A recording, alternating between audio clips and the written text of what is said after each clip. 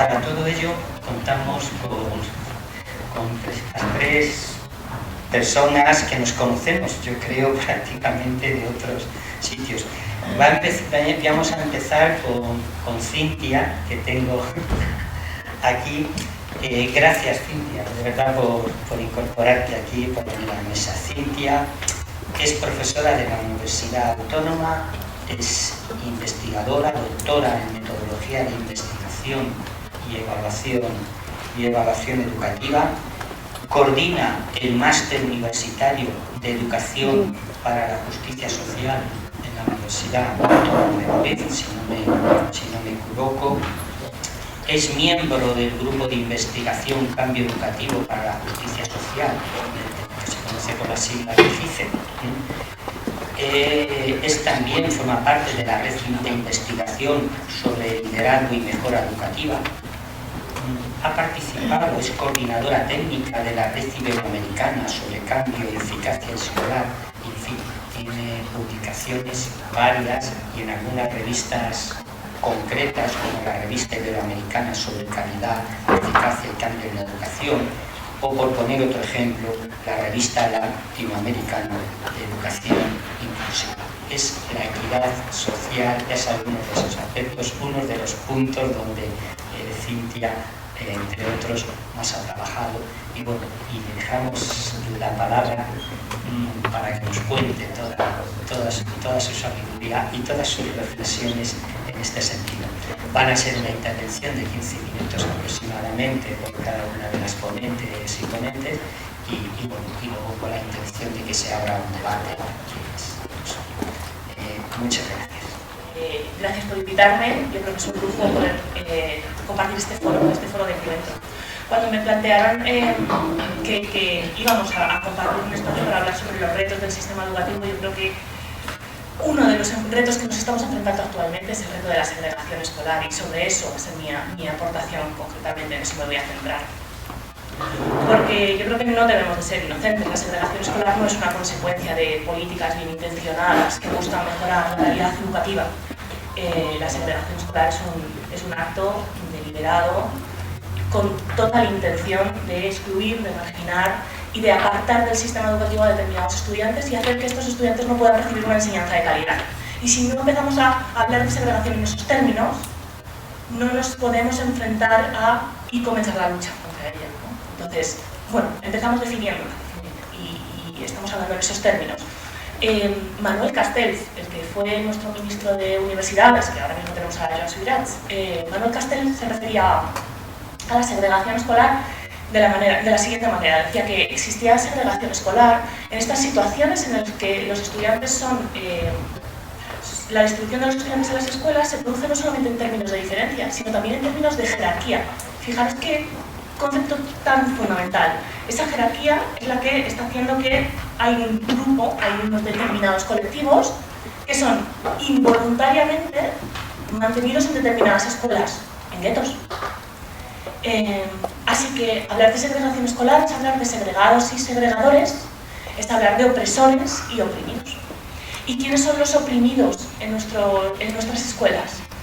Pues yo no tengo ninguna duda, los oprimidos son los niños, niñas, los y adolescentes que, bueno, pues que tienen esa circunstancia por haber sido ser hijos de madres, padres con pocos recursos económicos, por haber nacido en otro país, por haber nacido con una discapacidad, por pertenecer a un determinado grupo étnico, una minoría cultural, o por ser estudiantes del pueblo gitano. Y dejarme que matice los estudiantes del pueblo gitano, que son actualmente el colectivo, la población más segregada del sistema educativo español. Hay una intención de fondo, no sé qué. No, es que no tenemos datos. Es que ni siquiera podemos saber cuántos gitanos hay en determinadas comunidades. ¿Por qué? Por privacidad de los datos. Entonces, esto sí que podemos decir sin estudiantes árabes, pero no podemos decir sin estudiantes gitanos, lo cual es como muy brutal en términos de que lo único que estamos haciendo es, incluso al no tener datos sobre ellos, y como investigadora, dejarme que lo ponga sobre la mesa, al no tener datos sobre ellos, ni siquiera podemos pensar en cuál es la gravedad de la segregación de ese tipo de población. Y ojo, que tenemos Fundación Secretariado Gitano que está haciendo avances brutales para tratar de arrojar luz, pero que hasta ellos mismos dicen son pilotajes, no llegan a tener el dato concreto porque no tienen esa información, ¿no? Y cuando hablamos de segregación escolar, en términos de escuela, es que no vale café para todos. Es que no, las escuelas no son todas iguales. Es que cuando nosotros hablamos de que tenemos escuelas con estas escuelas BED, o llamarlas como queráis llamar, las escuelas donde se concentra este tipo de estudiante, ¿no? O es concentrado este tipo de estudiante, pues estas escuelas necesitan recursos especiales.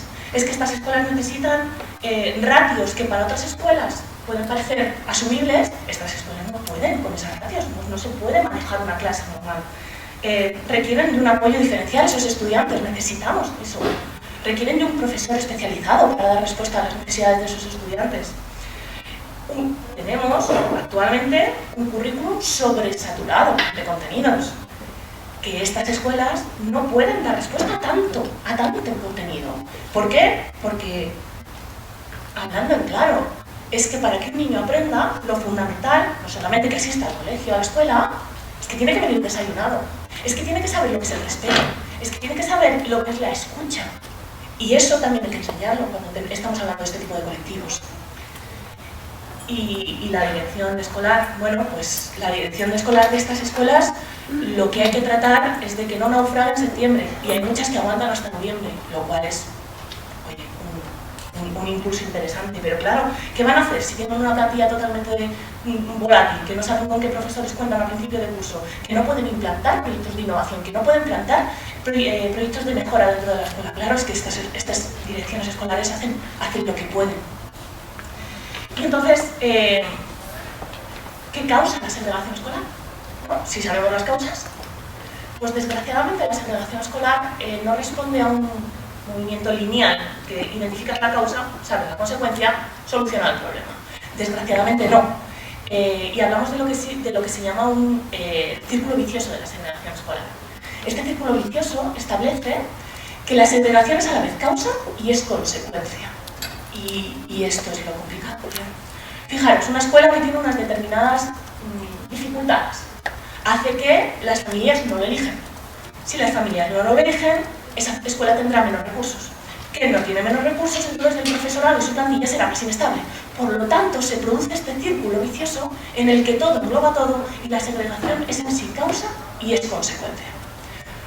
Si lo miramos desde una perspectiva como más global, podemos ver que existen como tres grandes macrofactores que causan la segregación escolar. El primero de ellos es la segregación residencial.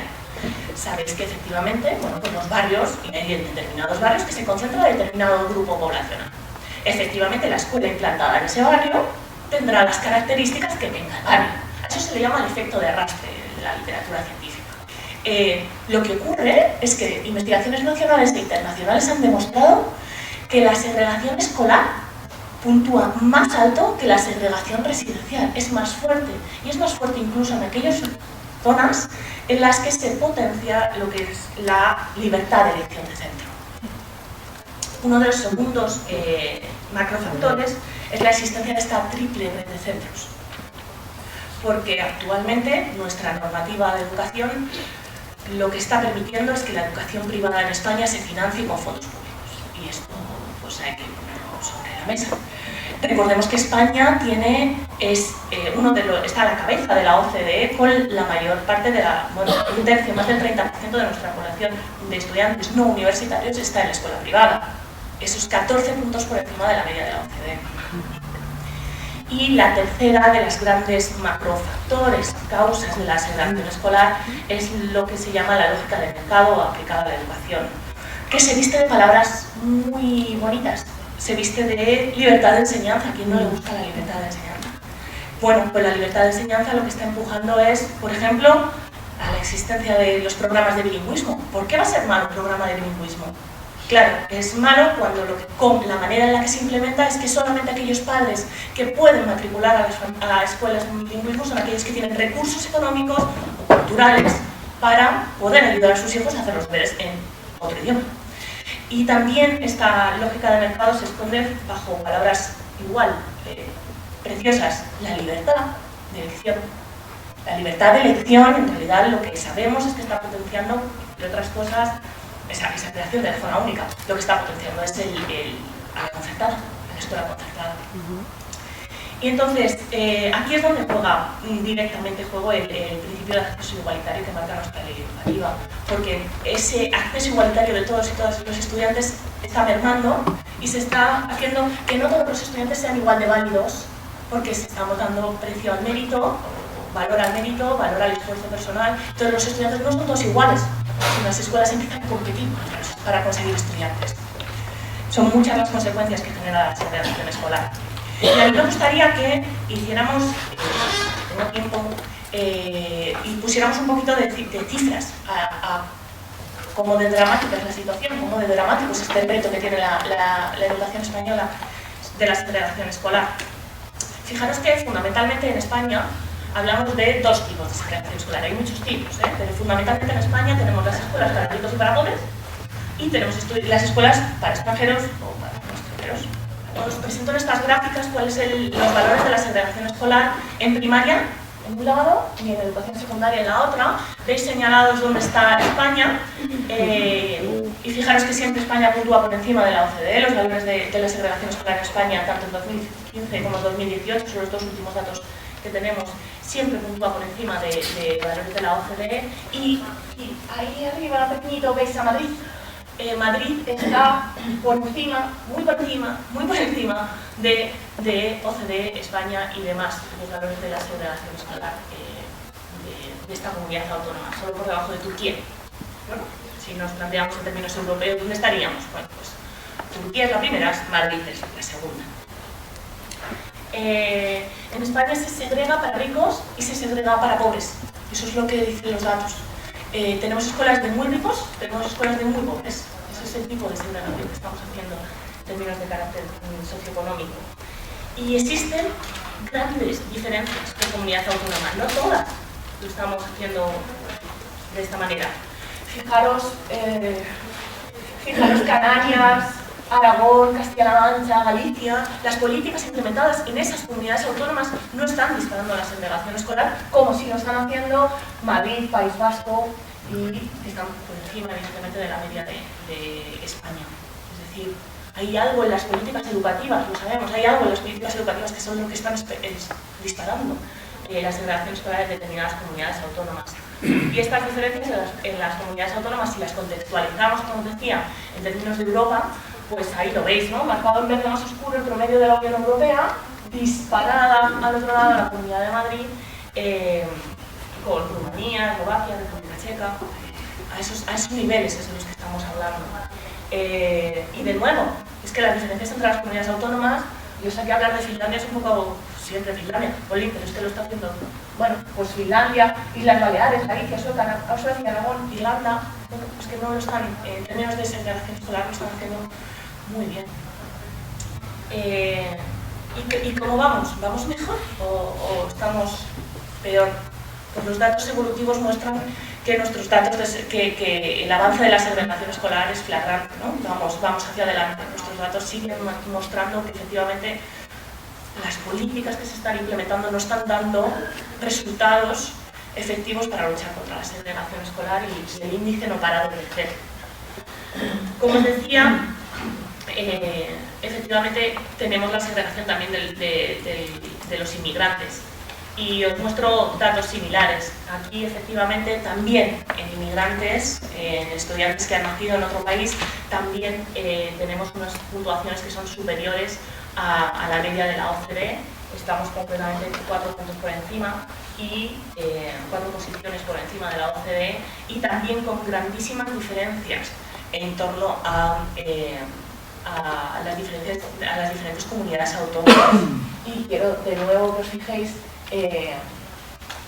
bueno, pues que los gráficos efectivamente siempre muestran una evolución entre 2015 y 2018. Eso quiere decir que efectivamente sigue haciéndose más fuerte la segregación de este tipo de población. Y me gustaría terminar con el hecho de que ¿qué más da la segregación, no? Hay muchos discursos en los que, bueno, pues si los estudiantes se distribuyen de la manera que se distribuyen, y esto lo leemos en muchos periódicos y muchas portadas, ¿no? Pero claro, es que hay veces hay que aterrizar en cuánto afecta esto a la educación. En cuanto esto afecta, pero no a la educación, ¿esto cuánto le afecta a un niño ser segregado en su rendimiento académico? Cuando lo contextualizamos en cuánto te afecta, a veces nos damos cuenta de que, mira, es que esto no es un problema que decimos los teóricos, los académicos, no, es que esto es un problema real. Esto es un proceso de modelaje con muchos numeritos, pero por favor fijaros en los que están en rojo, ¿de acuerdo? Esos numeritos lo que muestran es que efectivamente la segregación económica y la segregación por origen nacional está haciendo un daño brutal al rendimiento académico de los estudiantes en matemáticas. Está utilizado con rendimiento en matemáticas. Y nos dice que el 10% de la varianza explicada del rendimiento en matemáticas se debe a la segregación socioeconómica. El 3% se debe a la segregación por origen nacional. Y que todas ellas siguen siendo significativas, porque si encima eres pobre y encima inmigrante, casi un 11% tu rendimiento se va a ver afectado por estas condiciones. Y esto es muchísimo, cuando sabemos que la escuela importa en el desarrollo de nuestros estudiantes. Muchas gracias. Me que destaque tres cosas que ha dicho Cintia, aunque luego lo vamos a hablar para el debate, que ha apuntado aquí. Segregación social es causa y consecuencia. Me ha llamado muchísimo la atención, me ha llamado, y no es de esperar, como cuando ha dicho la segregación aumenta en aquellos sitios donde se habla tanto eso de libertad de elección de centros, y como por tanto la Comunidad de Madrid, que tanto lo practica, está a la cabeza de todo el mundo en segregación. Me parece que eso es un dato que has comentado, y como por supuesto va a afectar y afecta al rendimiento educativo de estos niños y niñas. Dejadme que había hecho esas tres referencias porque me han llamado la atención, y luego para el debate puede ser muy interesante. Interviene Jesús Rojero. Bueno, es conocido por todas nosotras y nosotros, participa aquí en el colectivo de Escuela Abierta, puede, ¿no? Pero bueno, comentaros, como posiblemente algunos ya sabéis, él es profesor de Sociología de la Universidad Autónoma de Madrid, y sobre todo es una de las personas que está trabajando mucho en el tema de desigualdades educativas y sociología en general en el ámbito de la familia. Su trabajo aborda cuestiones tan importantes como la dependencia, como el cuidado, ¿no? Todo lo que tiene que ver con la educación, la escuela para el cuidado, la desigualdad en la educación. Eso es uno de los puntos que Jesús, la verdad, está trabajando, y de hecho en ese sentido pues tiene diversos trabajos sobre segregación escolar, inclusión educativa, cuidados, sobre todo en la etapa infantil, en el 06, entre otros. Bueno, puedes destacar títulos o temas como los tiempos del cuidado. En fin, ¿qué os voy a comentar? ¿Qué os va a comentar ahora sobre todo esto? Muchas gracias, Jesús, por aceptar aquí participar. Bueno, muchas gracias, Agustín, y gracias al colectivo por invitarme a compartir las reflexiones. Un placer también compartir mesa con Carmen y con Cintia.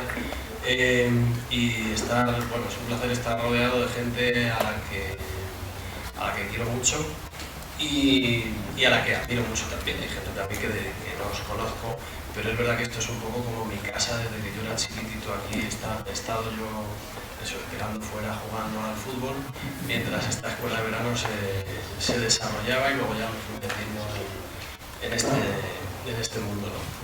Entonces es un placer estar aquí, me siento como en casa, la verdad.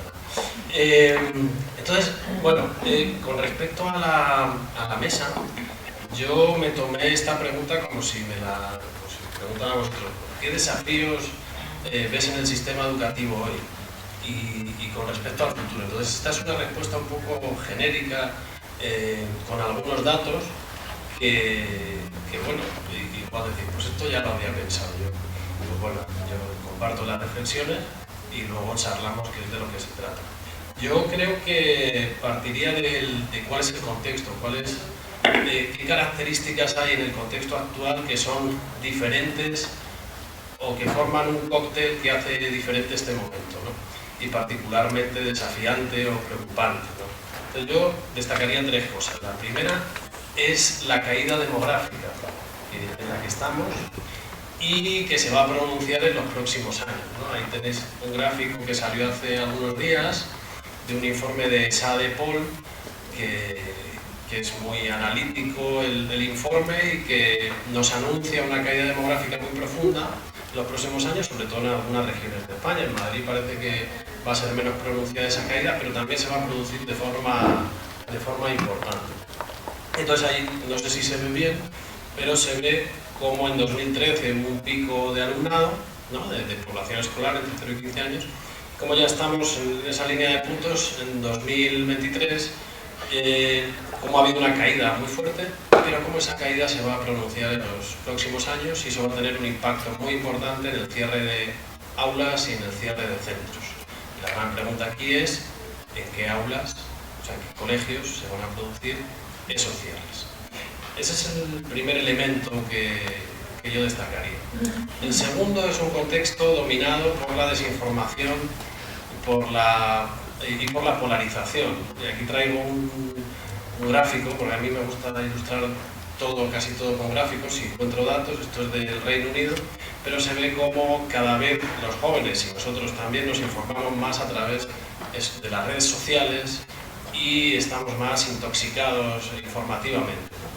Y esto particularmente en el caso de los jóvenes y de las jóvenes que se han criado en un contexto, en una infoesfera que podemos decir, ¿no? Está la atmósfera y la infoesfera, que es la información que nos rodea y que nos nutre,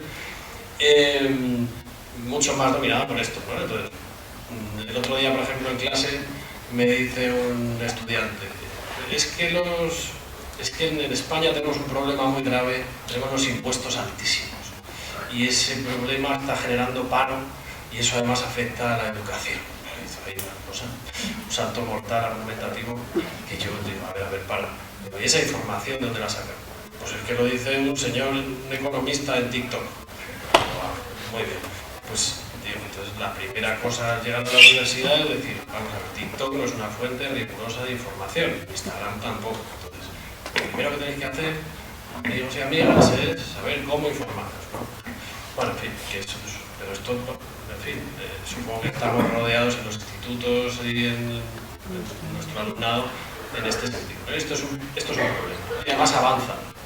O sea, las fuentes tradicionales y públicas, digamos, por lo menos sometidas al control público, que pueden ser radio, televisiones públicas, pero también privadas, que tienen cierto control, cada vez pierden peso en nuestra formación, en la construcción de nuestro mundo, ¿no? Y cada vez ganan más peso otro tipo de información. Algunos datos que a mí me parecen relevantes, ¿no? Hace poco salió una investigación en Estados Unidos con 200 y pico millones de usuarios, una muestra impresionante, que decía que el 97% de las fake news las consumen personas de derechas. No me extraña, o sea, seguramente ha puesto lo que sea a que en España estamos en unas circunstancias parecidas. Las fake news también se propagan mucho, esto también hay investigaciones muy rigurosas, a través de WhatsApp. Fake news, desinformación, medias verdades, etc., ¿no? Y también el WhatsApp, volvemos a la derecha, las personas de derecha utilizan mucho más el WhatsApp que las personas de izquierda. ¿Y por qué el WhatsApp? Porque es una red social privada. No está, tú si pones algo en Twitter, pues alguien te puede confrontar, en WhatsApp eso no ocurre.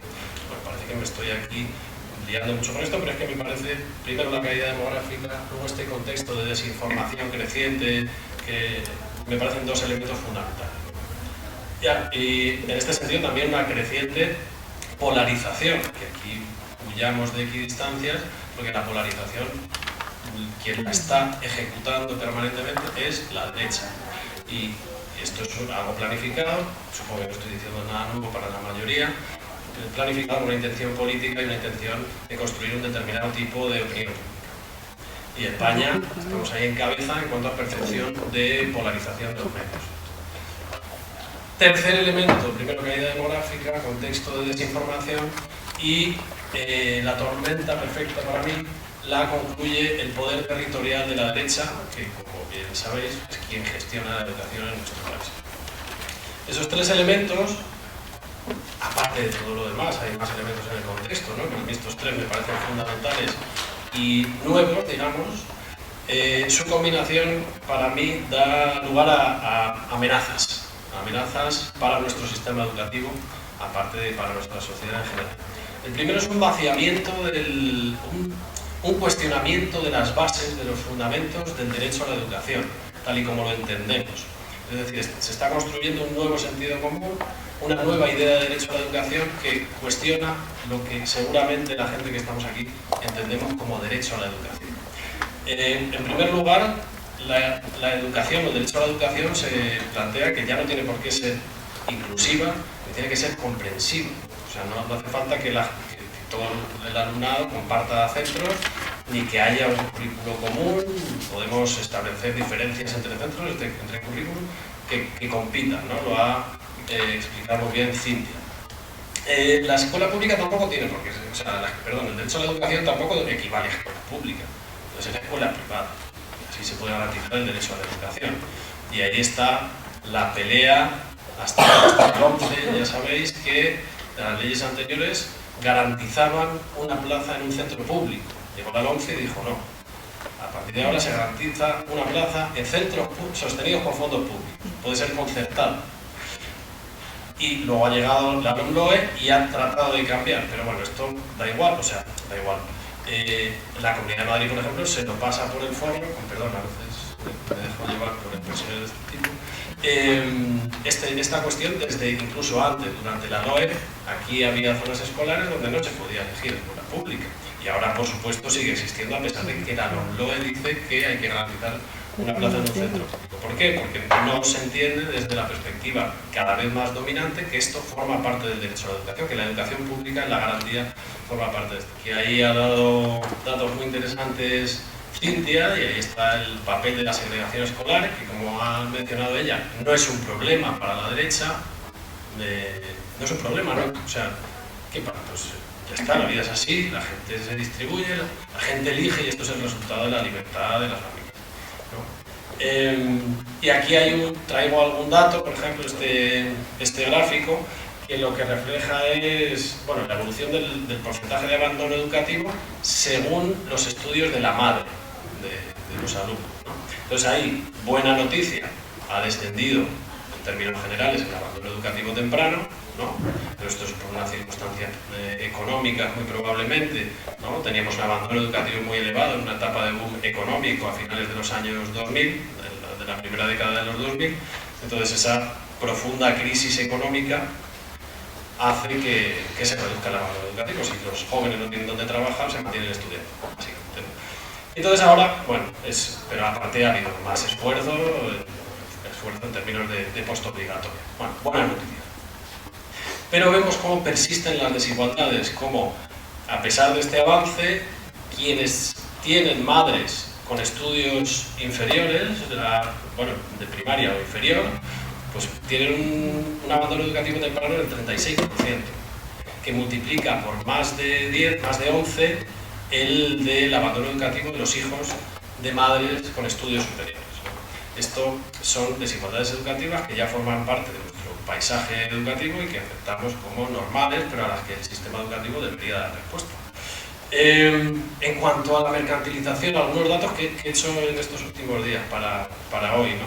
El aumento en el presupuesto de la educación concertada en las últimas 2 décadas en la Comunidad de Madrid se ha multiplicado por 3,5.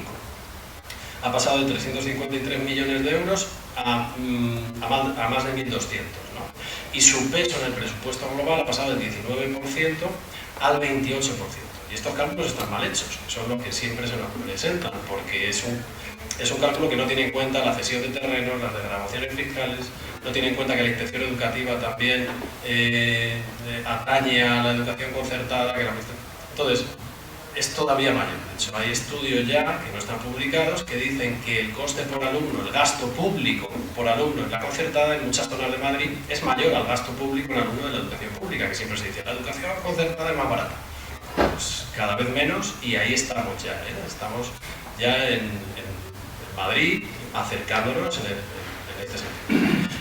Ya imagino que conocéis estos datos. Tenemos el menor gasto público de España por estudiante y el mayor gasto privado de las familias por estudiante también. Ayer se habló de la educación en la sombra, de estas academias, etcétera, que complementan la educación sostenida con fondos públicos, porque no llega el sistema educativo a garantizar elementos que luego tienen que pagar las familias. ¿Y quién las paga? ¿Quién puede pagarlos? Evidentemente eso incrementa las desigualdades educativas. Entonces es todo un asalto a la educación pública, es todo un cambio de modelo, yo creo, y ellos, cuando digo ellos, es quienes no defienden una idea de derecho a la educación como la que compartimos aquí, tienen todas las armas a su favor. Entonces la tendencia, y esto es un informe de Comisiones Obreras que salía esta misma semana, en los últimos 5 años se han perdido 3.490 clases de infantil y de primaria en la pública, en España, y solo 72 en la concertada. Ambas redes pierden un porcentaje similar de alumnado, que es curioso, ¿no? Porque pierden tantas aulas, la pública, pero pierden más o menos el mismo porcentaje de alumnado. Además, disminución de ratios, sobre todo en la concertada. No sé si sabéis, pero hasta hace relativamente poco, la concertada tenía ratios bastante más altas, bastante superiores a las de la pública. Pues esto ya se va equilibrando y en algunas etapas ya, y en algunas zonas de España, empieza a ser al revés. La pública, o sea, se masifica aún más la pública, era más común, evidentemente, un alumnado mucho más heterogéneo, mucho más complejo que tiene la concertada. Esto es evidente. Y luego el blindaje de conciertos, sobre todo en Madrid, que estamos en 10 años. O sea, la concertada ha blindado realmente los conciertos en este contexto de caída demográfica para que las unidades y colegios que caigan sean los de la educación pública. Efectos en un... Bueno, ya me estoy anticipando. Aumentos de ratio, insisto, nuevo modelo en el que la educación pública, si no lo paramos, acabará siendo subsidiaria de la privada concertada, con el aumento de segregación y de problemas que esto conlleva. Esto además sumado al deterioro planificado que vemos todos los años. Yo llevo 12 años con hijas en la educación pública, todos los años hay problemas, o sea, todos los años falta gente o hay algún problema, hay movilizaciones, o sea, estamos en un deterioro planificado y esto es lo que hay. O sea, que una situación... bueno, segunda cuestión. Primero, decíamos, vaciamiento del derecho a la educación, de esos fundamentos. Para mí, segunda gran amenaza es la utilización de la educación. Ya digo que estos son opiniones mías que pueden ser cuestionables, pero me parece una gran amenaza. La educación utilizada como arma en la guerra cultural política, ¿no? Y aquí hay varias cuestiones que también se mencionaban ayer, me parece, o que me parece que reflejan esta educación como arma arrojadiza, ¿no? La primera es la campaña en defensa de la educación concertada que se produjo con la aprobación de la LOMLOE o antes, con el anteproyecto también. Esto se utilizó a las familias y al alumnado también para cuestionar una ley, bueno, que es una ley elegida, o sea, un parlamento elegido democráticamente, ¿no? La campaña en defensa de la educación especial fue en la misma línea. No era en defensa, bueno, yo la interpreto, no en defensa de la educación especial, sino sobre todo en contra de una educación más inclusiva en los centros ordinarios, que es lo que plantea la LOMLOE. Entonces, hemos creado un monstruo, que es la educación privada concertada, que se posiciona políticamente y frena políticamente cualquier avance en los derechos del alumnado en términos de inclusión y en términos de equidad. Y seguimos alimentándolo desde las administraciones. También esa idea que ha reconocido explícitamente personas del Partido Popular, que saben que en un contexto geográfico donde hay mayor presencia de la concertada, hay mayor voto a la derecha. Entonces, determinados, esto también lo sabemos con la urbanización, con la España de las piscinas, pues en determinados contextos de urbanización y también de planificación educativa, dan lugar a una población más conservadora que beneficia a unos intereses políticos. Y luego un dato que a mí me chocó muchísimo, esto, bueno, que parece que no tiene relación, pero yo creo que sí, estamos produciendo cada vez más un alumnado ultraderechista, conservador, y no solo conservador, sino de ultraderecha, homófobo, racista, antidemocrático, etc. El voto a Vox entre 18 y 29 años se estima, porque esto son estimaciones, pero estimaciones de encuestas rigurosas, que están en el 25% de los varones.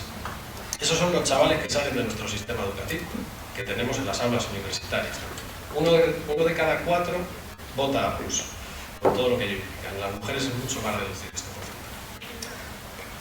Y tercera amenaza que a mí me parece importante y que me parece que está presente como el elefante que está en el sistema educativo, pero que no lo queremos ver, bueno, igual sí, es el malestar, profundo malestar o creciente malestar del alumnado y también del profesorado. Del alumnado hay ya datos, informes sobre salud mental del alumnado, esto ha sido pronunciado por la pandemia también, que hablan de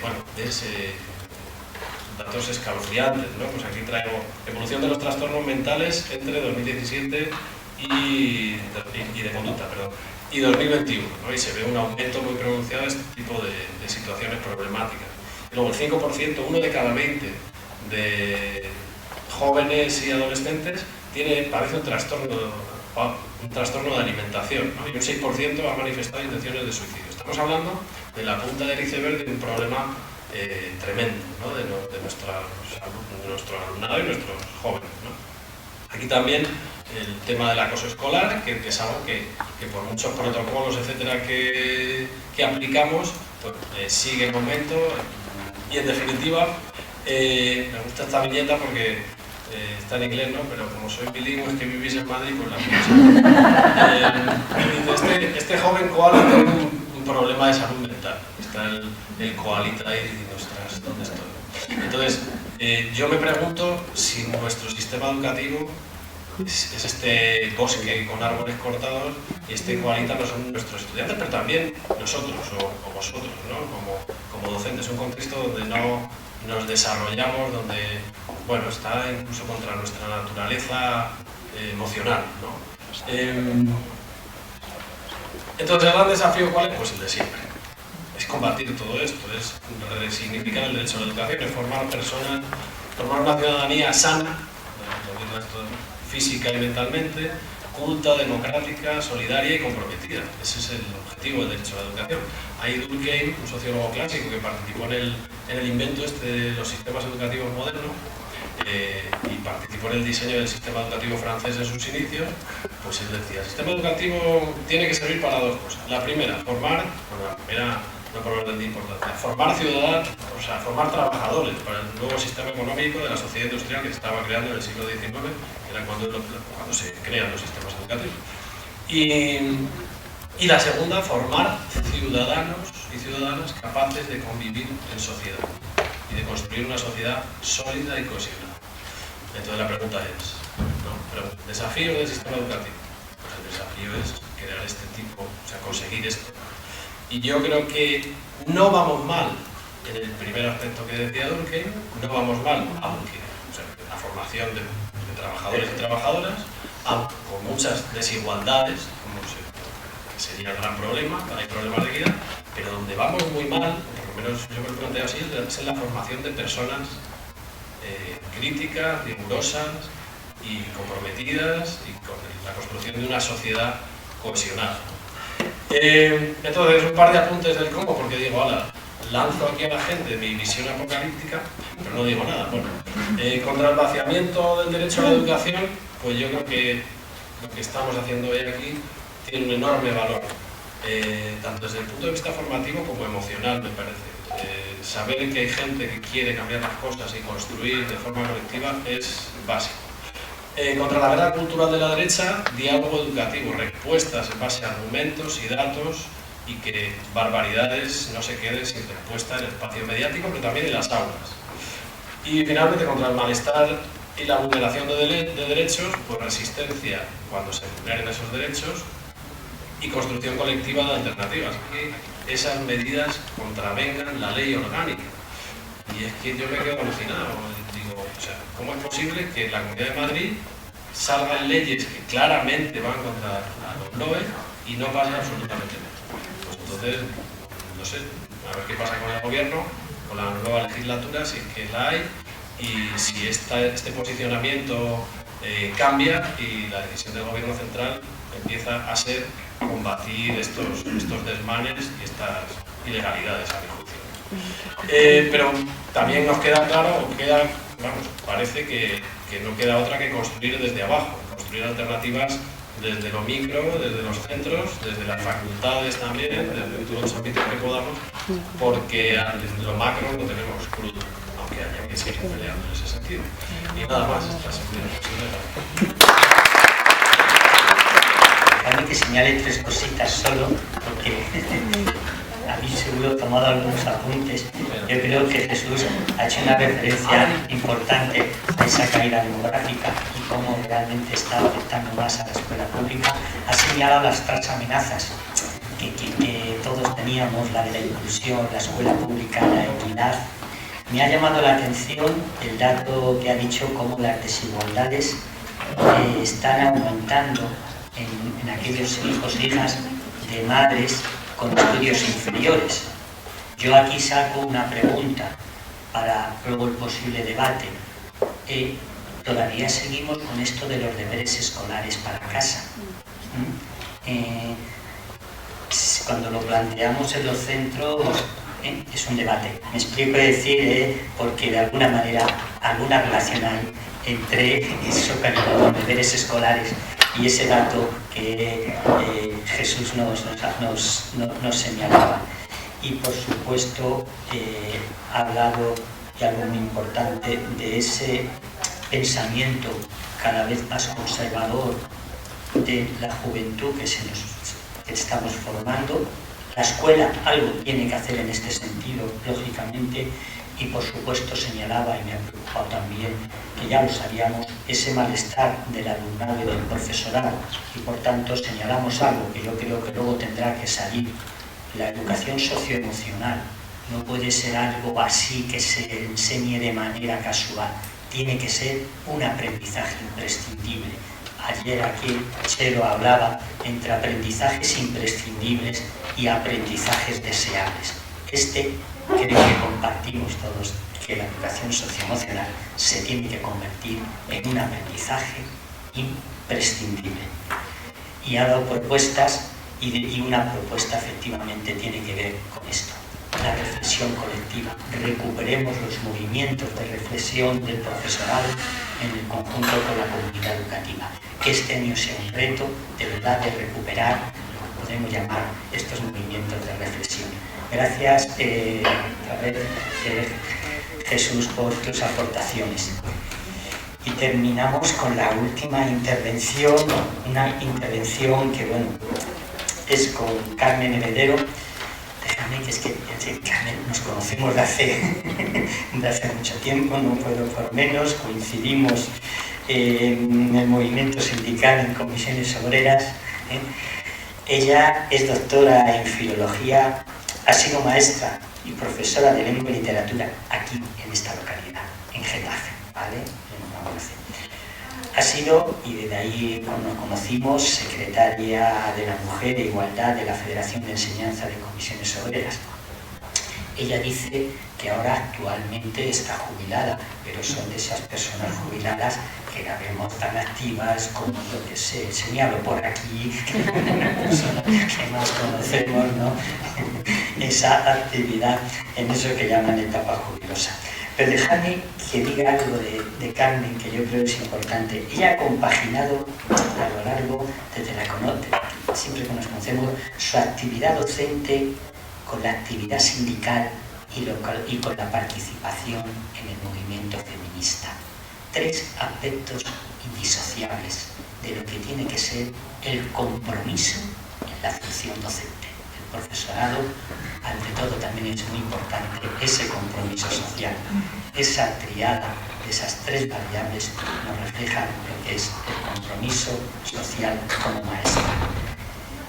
Ha publicado aspectos que tienen que ver sobre todo con el género, coeducación, un libro que ha publicado en Morata, ha editado diversos libros y artículos, todo muy relacionado sobre la coeducación, la educación segregada, la iniquidad, la desigualdad laboral de género y sobre todo la dedicación femenina a los cuidados. De todo eso Carmen ha estado trabajando. Ahora ella es actualmente miembro del Consejo Escolar del Estado en representación de la Federación de Enseñanza de Comisiones Obreras.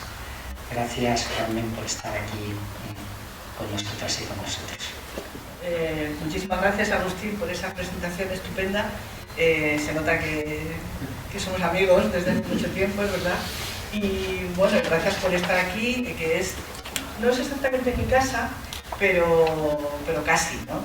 Desde el año 83 que vine a Getafe, pues aquí me he movido siempre.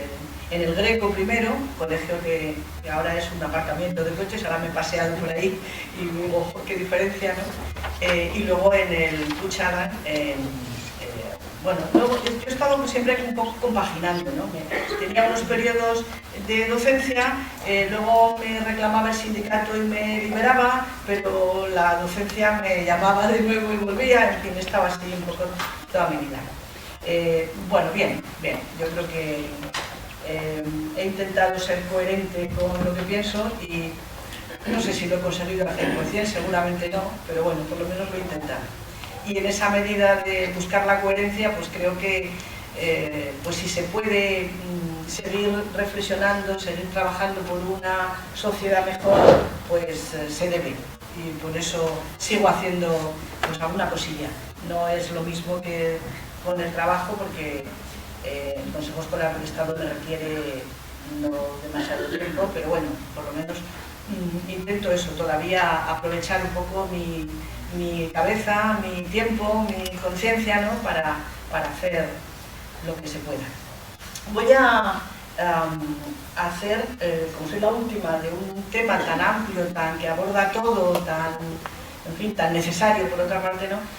Pues voy a hacer un poquito como de coche escoba, ¿no? O sea que voy a ver de las cosas que ya han tocado Cintia o Jesús, pues pasar más por encima, y para centrarme un poco más en las cuestiones de género, que como también está en el título de esta mesa, ¿no? Equidad, inclusión y género, con Agustín acordé, pues eso, centrarme un poquito más en el género, ¿no? Pero bueno, voy a, ya digo, a hacer un poquito de coche escoba y a pasar por alguna de las cosas que ellos han dicho, o que ellos no han dicho, o que se puede completar, me parece. Bueno, desigualdad social no me voy a detener, yo creo que ellos han hablado suficiente.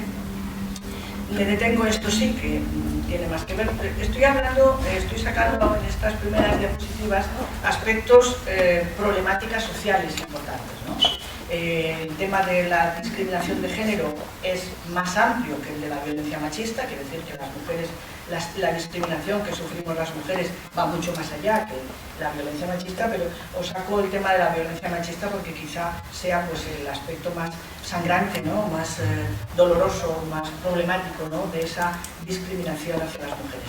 Y no sé si veis, abajo se ve la tabla de los datos.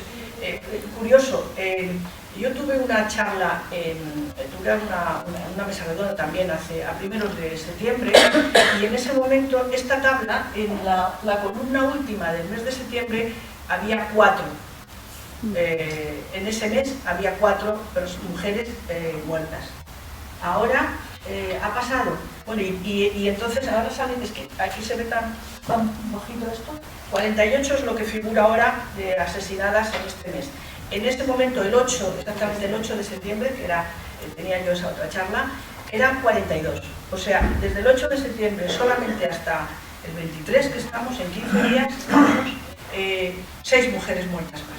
Y esta tabla la he ido actualizando durante esta semana, porque, o sea, es terrible, quiero decir, es algo que no cesa, o sea, y ya no se puede ser más discriminada, ¿no? Que hasta que te maten por el hecho de ser mujer. O sea que no pretendo, no sé, crear alarma social, pero es que la verdad es que los datos son terribles, ¿no? Y os he puesto arriba esto que está saliendo también en estos últimos días, ¿no?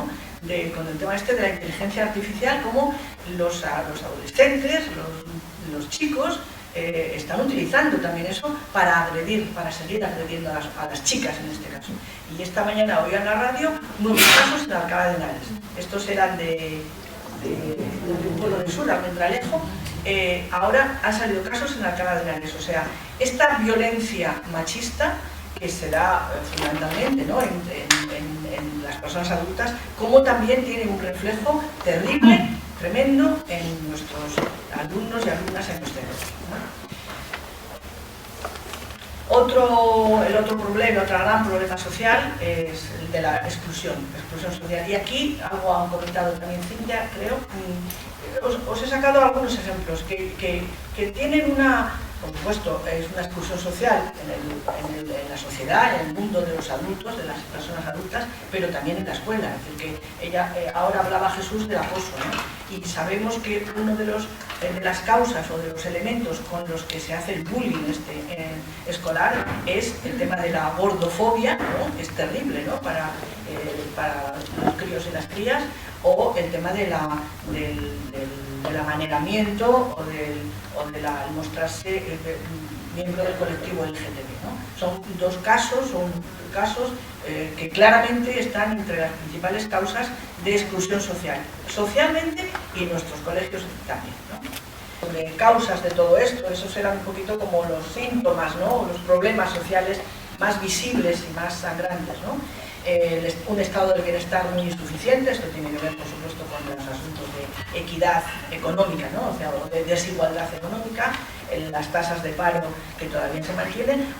Después de 2 años y medio, algo que era absolutamente imprescindible para el mantenimiento de personas absolutamente vulnerables, teniendo en cuenta, además, que lo que se da con este salario, este ingreso mínimo vital, va entre 5.500 y 12.000 euros anuales, es decir, que es simplemente para sobrevivir de mala manera, ¿no? Bueno, pues todavía ni siquiera se ha conseguido llegar a todo el grueso de personas que entonces, en junio de 2020 o mayo de 2020, se consideraba que iban a poder acceder a él.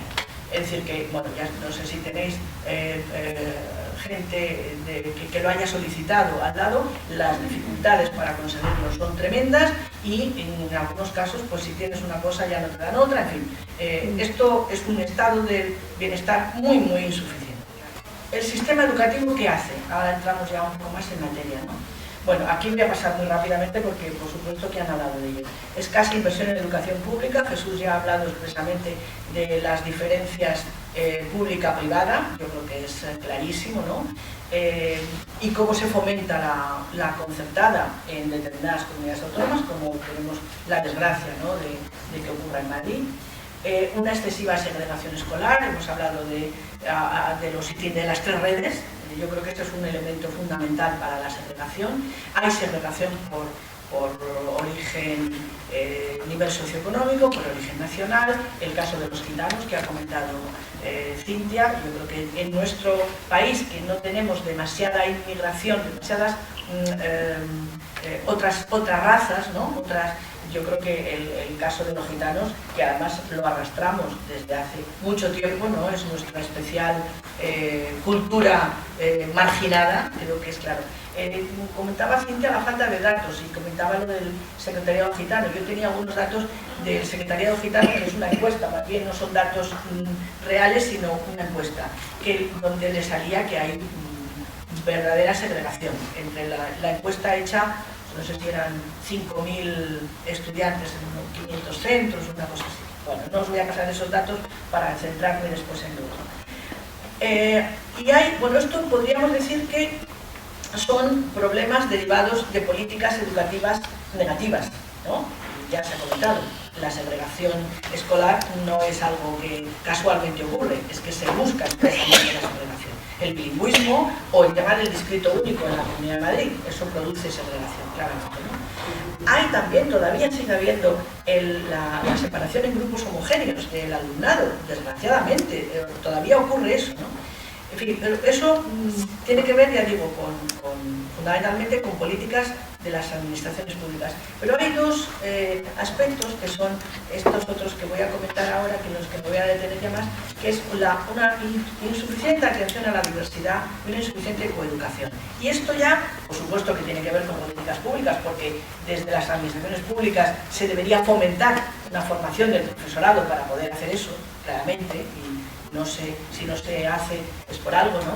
Pero yo creo que ahí también creo que tiene una buena parte de, no quiero hablar de culpa, pero en fin, de responsabilidad del propio profesorado.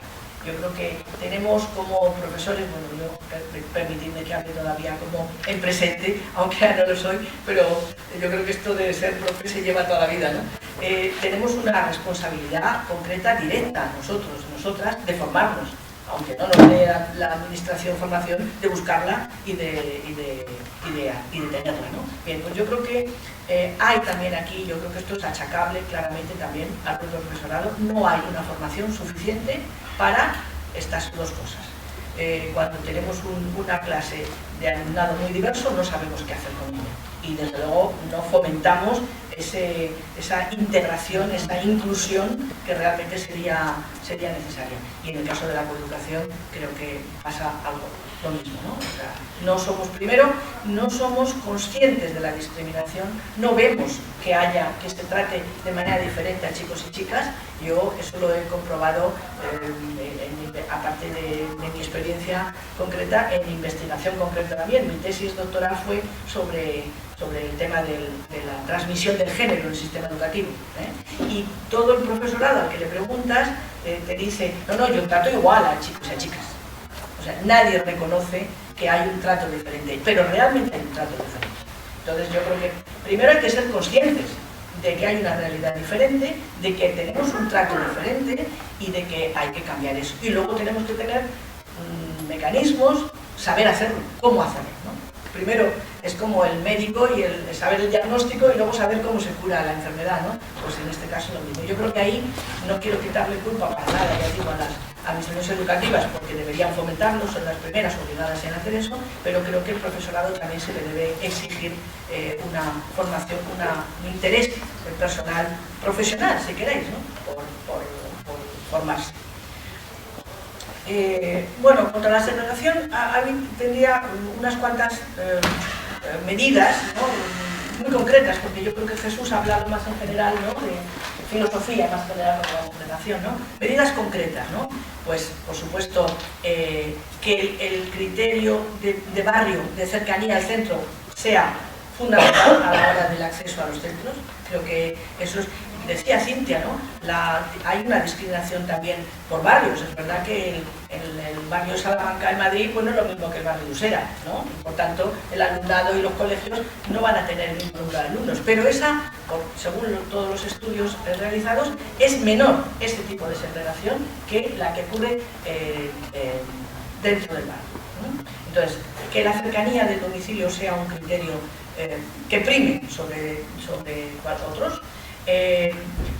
Conseguir un máximo de comprensibilidad, aunque sin obviar que hay una necesaria optatividad pues ya en algunos cursos, en los últimos cursos de la secundaria obligatoria, ¿no? Pero una optatividad que no genere segregación, porque si recordáis la LOMCE, que ya propuso una segregación, eso sí que era segregación, en tercero de secundaria, pues eso sí que era segregación, porque ya era antes de terminar los estudios obligatorios, ya se segregaba en tercero al alumnado. Bueno, una comprensibilidad que mantenga una optatividad, pero una optatividad que no segregue. La mejora de los servicios complementarios. Aquí os he puesto una foto de un estudio del informe Educo 2022 que han hecho público ahora, por lo menos ha sido ahora cuando lo he visto en los medios de comunicación, sobre comedores escolares. Y esta gráfica que he elegido es que el 77,38% del alumnado dice que se quedaría al comedor si fuera gratuito. Hay un 42,98% que utiliza el comedor, pero hay, ya veis, un 35 restante, ¿no? De 42 a 37. 35 restante que si fuera gratuito se quedarían. Es decir, que hay el tema de la gratuidad, de la no gratuidad del comedor, es un hándicap para algunas familias que no dejan a sus hijos porque no tienen dinero para pagarlo. Entonces, yo creo que el comedor, una reivindicación, ¿no?, sería eso, que fuera gratuito para posibilitar, porque también el comedor, por supuesto que es un lugar de aprendizaje, aparte de, en muchos casos, de sostenimiento, ¿no?, de las familias vulnerables. Luego, la transformación de centros concertados en públicos. Cuando se aprobó la LOMCE en el 85, era necesaria, la LOMCE, era necesaria porque no había suficientes escuelas, centros escolares para toda la población que se había incrementado mucho. Fue necesario los conciertos, en aquel momento eran subvenciones, ¿no?, centros subvencionados. Pero eso debería ir acompañado de una política de ir reduciendo progresivamente esa situación, construyendo centros públicos y transformando esos colegios privados que se les había dado subvención en públicos. Eso ya sabéis que para nada ha ocurrido así, no ha habido ningún centro. Últimamente creo que he oído algunos casos, 2 o 3 en Cataluña, que han pasado de concertados a públicos. Bueno, eso en todo el Estado. O sea que pero esa necesidad, eso ni el gobierno, ni la derecha, pero tampoco el PSOE se ha planteado esa transformación de centros concertados en públicos, que sería pues lo bueno, ¿no?, lo que sería necesario, ¿no? Y luego el tema de los centros que se reglan por sexo. Hay muy pocos en nuestro país. Es una cosa, a mí en un estudio que hice sobre la Comunidad de Madrid me salía un 3%, me parece, de alumnado, 3% que está en centros segregados. Este estudio lo hice en el 2011. Yo no creo que se haya aumentado, quizá ha aumentado un poco, pero vamos, no como para el que el porcentaje haya aumentado mucho. Bueno, son pocos, pero están transmitiendo una educación diferenciada. Por cierto, ellos dicen que no rechazan que se les llame centros segregados, dicen que son centros de educación diferenciada. Digo, vale, centros de educación diferenciada, ¿no? Ese es el problema, que educan de manera diferente a chicos y a chicas. Ese es el problema, ¿no? Bien, pues esto contra la segregación, algunas medidas, digo, de políticas concretas. Educación inclusiva. Aquí tengo una especie de definición de educación inclusiva, ¿no? En fin, por aspectos diferentes, ¿no? Bueno, no existe un único modelo de persona, el hegemónico, ¿no?, sino que cada cual es muy diferente. Somos todos y todas diferentes. Cada uno y cada una somos originales y únicos y únicas. No hay un modelo que imponer, primera cuestión. Y todos los modelos y todas las personas y todos los modelos que representan son válidos, ¿no? Primera cuestión. No es el alumnado el que tiene que adaptarse al sistema escolar, a los currículos que vienen desde arriba, a lo que se pretende, sino que es el sistema educativo el que tiene que adaptarse a cada alumno y alumna, a cada manera de entender, de comprender, de ser, de vivir de nuestro alumnado. Hay que adecuar, ¿no?, el modo en que cada alumno y alumna de modo particular progresa, ayudándolo a desarrollarse en ese modelo, en su identidad o en la mezcla de identidades, porque aquí cada cual llevamos una mezcla de identidades, ¿no? Somos hombre o mujer, pero además somos español o inmigrante o tal, o somos de clase alta o clase baja o clase media, en fin. Tenemos una mezcla de identidades que nos hacen, lo que decía al principio, personas únicas y originales, y el sistema educativo debería hacer que se desarrolle la persona en esa identidad o mezcla de identidades que tiene, ¿no? Y, por último, creo que la educación inclusiva debe estar perfectamente vinculada con una pedagogía crítica y participativa. Hay que entender, hay que hacer entender, ¿no?, tener una mirada crítica a la sociedad en la que vivimos. Yo creo que eso es un objetivo de la educación, una mirada crítica a lo que hay y buscar la participación del alumnado, del profesorado, de las familias, etc. Creo que eso es también educación inclusiva. Y ahora ya entro con el tema de coeducación y ya no sé cómo voy, pero ya termino. Bueno, unas pinceladas, si queréis, de criterios generales, ¿no?, de lo que es coeducación, que sirve tanto para nuestro papel como docentes como para como padres o madres o como personas que viven en una sociedad democrática como la nuestra, ¿no? Hay que desarrollar, hay que entender que chicos y chicas, hombres y mujeres, podemos tener, o deberíamos tener los mismos valores, valores sociales, ¿no? Valores democráticos, pero chicos y chicas de igual manera, ¿no? O que esos valores personales que siempre se han achacado a los chicos de valentía, ¿no? Pues también es bueno que las chicas lo tengan. O ese valor que se nos ha adjudicado a las mujeres de capacidad de expresar sentimientos, pues también es bueno que lo tengamos. Es decir, que los valores sociales positivos son positivos para chicos y para chicas al margen de su sexo, ¿no? Primera cuestión. Que chicos y chicas pueden tener los mismos trabajos y aficiones. Y aquí tengo que hacer una llamada clarísima a nuestras campeonas, ¿no? Del mundo del fútbol, que nos han dado unas lecciones en este mes a todos los niveles impresionantes, ¿no? Primero, un ejemplo a las chicas de que pueden jugar al fútbol, que es algo que siempre se ha considerado a los chicos, ¿no? Y que además pueden ser campeonas, y que además son capaces de luchar por sus derechos y de resistir, como han resistido todo este mes, ¿no? Yo creo que merecen, en fin, un aplauso de toda la sociedad increíble, ¿no? Y, bueno, eso, chicos y chicas podemos tener los mismos trabajos, las mismas aficiones. Un reparto igualitario de las tareas domésticas, del tema del trabajo de los cuidados, etc. Inculcar a chicas y chicos la importancia del orden y la limpieza, porque parece que se tiene a gala, ¿no? En la escuela, ¿no? Que la niña lleva muy limpito el cuaderno y no sé qué, y los chicos ya se sabe que son unos trastos. Pues no. El orden, la limpieza en los trabajos escolares, en casa, ¿no? Es importante para chicos y chicas. Y el cumplimiento de las reglas de igual manera, es decir, controlar a qué hora viene a casa no solamente la niña, también el niño, de la misma manera, ¿no? Pero como criterios generales. Luego, entrando ya en el ámbito más estrictamente educativo, evitar el androcentrismo y dar visibilidad a las mujeres y sus saberes, lenguaje inclusivo. No sé si, bueno, si habéis hecho la prueba, la podéis hacer, coger cualquier libro que tengáis de texto de vuestra aula, ¿no? Las mujeres siguen estando invisibles, o sea, es tremendo, pero por cada 20 hombres aparece una mujer, por ejemplo, ¿no? Y sigue siendo así. Yo he hecho análisis de libros de texto en varias etapas, en varios momentos, y es que es igual, no cambia.